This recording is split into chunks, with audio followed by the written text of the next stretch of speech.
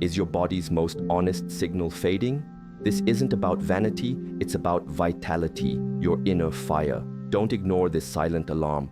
We must understand its message, because the answer we will uncover at the end of this journey together is a key not just to manhood, but to a powerful and fully lived life. Stay with me, because the final practice is the simplest and the most profound. Primal signal. We have become so disconnected from our own physical vessel. We treat it like a machine, something to be fueled and pushed, and we are surprised when its internal signals begin to fade, when its quiet whispers of health turn to silence. The energy that greets a man in the morning, this rising vitality, is one of the most ancient and honest signals of our inner world. It is not a thing to be seen through a lens of crudeness or shame, as the modern world often teaches, but as a direct reflection of our internal harmony, our life force. In the temples, we learn that the body never lies. It is the mind that creates stories, the mind that distracts and deceives. But the body, in its infinite wisdom, reflects the truth of our state. This morning's signal is a testament to abundance, an abundance of rest, of proper nourishment, of balanced energy. It is the body saying, yes, there is enough. There is enough energy not just for survival, not just for the burdens of the day, but there is an overflow. Think of it like the sap rising in a strong tree in the spring. It is a sign of life, of deep roots that have drawn sustenance from the earth and a powerful trunk ready to push forth new growth. It speaks not of a desire of the mind, but of a fundamental wellness of the organism. The pathways are clear, the energy, the chi, is flowing without obstruction. This is a powerful signpost from your own physiology, a message from your deepest self that your systems are in a state of generative grace. It tells you that your sleep was deep and restorative, that your heart is strong, that your blood flows freely, carrying oxygen and life to every extremity.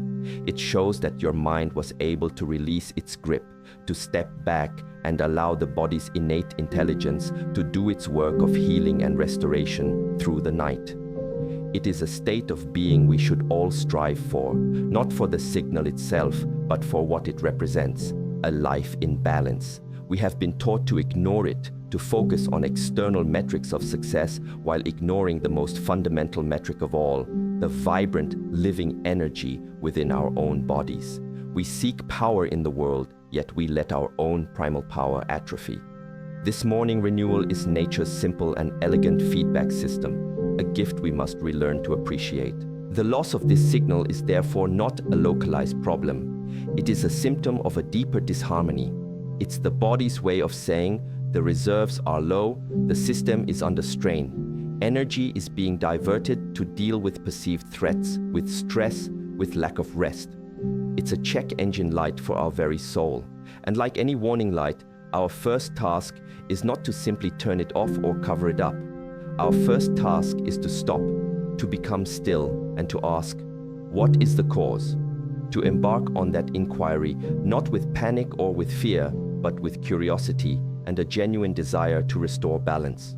This is the path of the self-master, the path of the warrior, not to fight against the body, but to move with it, to listen to its signals and to guide it back to the powerful, harmonious state that is its birthright. The first step is always awareness, and this primal signal is a profound and unmissable call to awaken to how we are truly living. Why is this vital sign fading for so many? Look at the modern world. We are living in a state of constant, low-grade emergency, and we have tricked ourselves into calling it normal. Our minds are perpetually rushing, scrolling through endless streams of information and outrage. This constant mental churn is not without cost. Your body does not know the difference between a real tiger and an angry email. The physiological response is the same. Stress. The adrenal system floods your body with cortisol. Blood is diverted from your extremities to your major muscle groups, preparing for a fight or for flight that never comes. Digestion slows. Restoration is put on hold. Your body is in a state of lockdown. In this state, do you think the body will prioritize an expression of overflow? No, it will prioritize survival. This generative energy is an act of a nervous system that feels safe, and we are cultivating lives that never allow us to feel truly safe and at rest. Simple restoration. So, how do we return? How do we coax this vitality back into our lives? The answer does not lie in a magic pill or a complicated technique.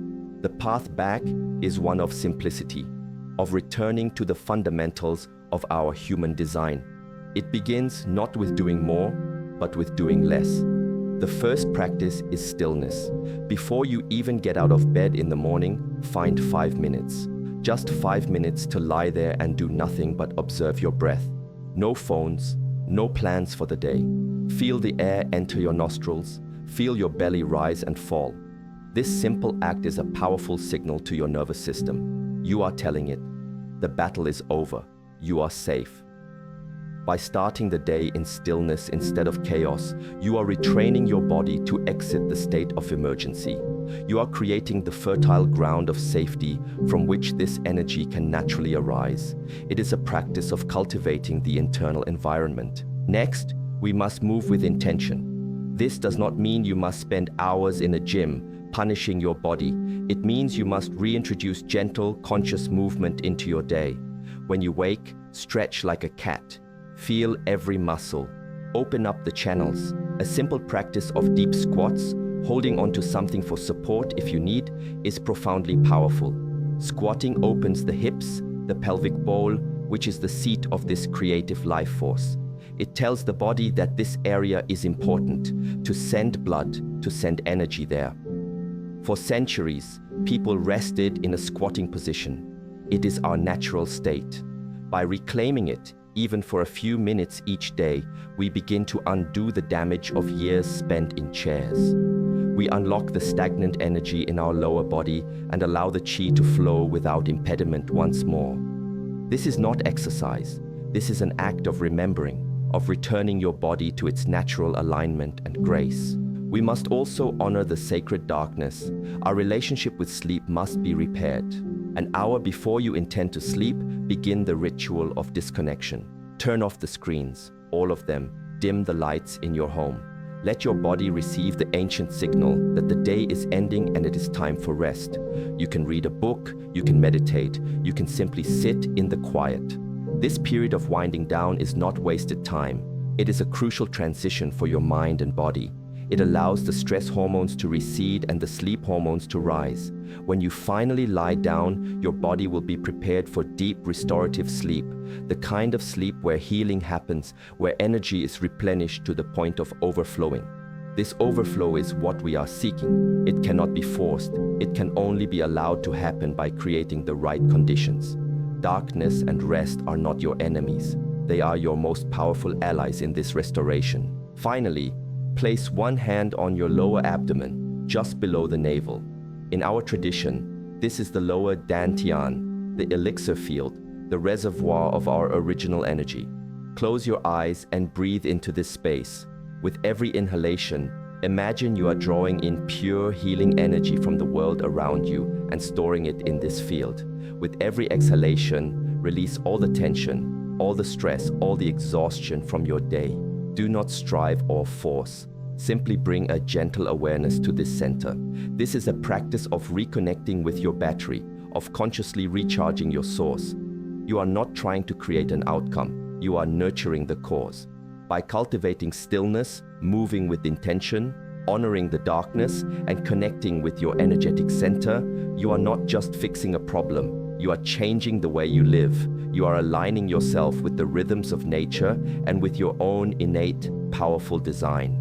We look so hard for answers in the outside world, for complex solutions to what we see as complex problems.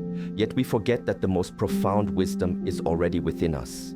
The body is the most incredible teacher, an honest friend that never lies. When we learn to be still, to listen to its quiet language of sensation and energy, we discover that it holds the map back to ourselves, back to a state of simple, powerful, and grounded vitality that is our birthright. The journey inward is the greatest adventure we can ever take.